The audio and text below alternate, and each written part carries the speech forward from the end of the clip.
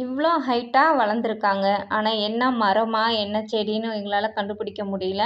ஆனால் நாங்கள் வாங்கிட்டு வந்து தோட்டத்தில் வச்சப்போ சப்போட்டா கன்றுன்னு தான் வச்சோம். ஆனால் சப்போட்டா கன்று தான் பாருங்கள். இதில் 2 கிளை விட்டுருக்கு.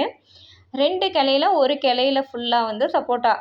அந்த இலை, அதோடைய பூ வச்சது, ஒரு 2 காயும் கூட வச்சது. ஆனால் அந்த காய் நாங்கள் சாப்பிட்றதுக்கு முன்னாடியே குருவி சாப்பிட்டு முடிச்சிட்டாங்க.